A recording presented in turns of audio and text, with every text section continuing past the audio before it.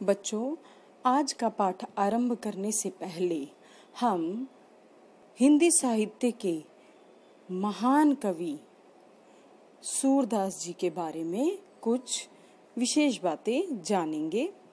तो आइए आरंभ करते हैं सूरदास जी का जीवन परिचय। हिंदी साहित्य में भगवान श्री कृष्ण के अनन्य उपासक और ब्रज भाषा के श्रेष्ठ कवि महात्मा सूरदास हिंदी साहित्य के सूर्य माने जाते हैं।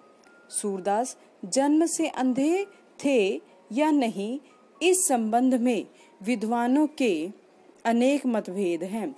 सूरदास जी का जन्म सन 1478 में रुनकता नामक गांव में हुआ। यह गांव मथुरा आगरा मार्ग के किनारे स्थित है। कुछ विद्वानों का मत है कि सूरदास जी का जन्म सीही नामक गांव में एक निर्धन ब्राह्मण परिवार के घर हुआ था। वे बहुत विद्वान थे, उनकी लोग आज भी चर्चा करते हैं।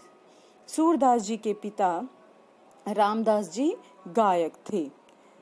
तो सूरदास जी ने अनेक श्री कृष्ण से संबंधित कृतियां लिखी, रचनाएं लिखी, जिनमें सूर सागर, सूर सारावली, साहित्य लहरी, सूर सारावली ये प्रमुख हैं। सूरदास जी का भ्रमर गीत, जो कि मुख्य रूप से कृष्ण जी पर ही आधारित है, कृष्ण के वात्सल्य रूप होते हैं यानी बचपन का, बाल रूप का वर्णन सूरदास से ज्यादा सुंदर रूप में कोई नहीं कर सकता। उन्हें कृष्ण जी का साक्षात एक भक्त, प्रसिद्ध भक्त भी माना जाता है। सूरदास जी का जन्म 1478 में हुआ। ऐसी मान्यता है कि वल्लभाचार्य सूरदास जी से केवल 10 दिन बड़े थे। वल्लभाचार्य जी का जन्म संवत की वैशाख कृष्ण एकादशी को हुआ था, इसलिए सूरदास जी की जन्म तिथि वैशाख शुक्ल पंचमी को माना जाता है। अनेक प्रमाणों के आधार पर भी इनकी विभिन्न जन्म दिवस बताए जाते रहे हैं। सूरदास जी जन्म से अंधे थे या नहीं, इस बात पर अलग अलग विद्वानों के अलग अलग मत हैं।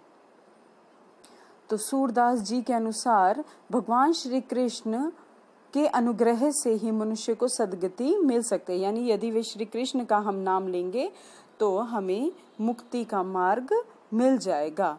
सूरदास जी ने वात्सल्य, यानी जो बच्चे को हम प्रेम करते हैं उस प्रेम को वात्सल्य कहते हैं, श्रृंगार और शांत रसों का मुख्य रूप से विभिन्न पदों में वर्णन किया है। तो मुख्य रूप से हम यही कहेंगे कि श्री कृष्ण के अनन्य भक्तों में सूरदास जी को सबसे ऊपर माना जाता है। उन्होंने बाल रूप का वर्णन विशेष रूप से किया है और इसी बाल रूप के वर्णन के कारण सूरदास जी बेहद प्रसिद्ध हुए।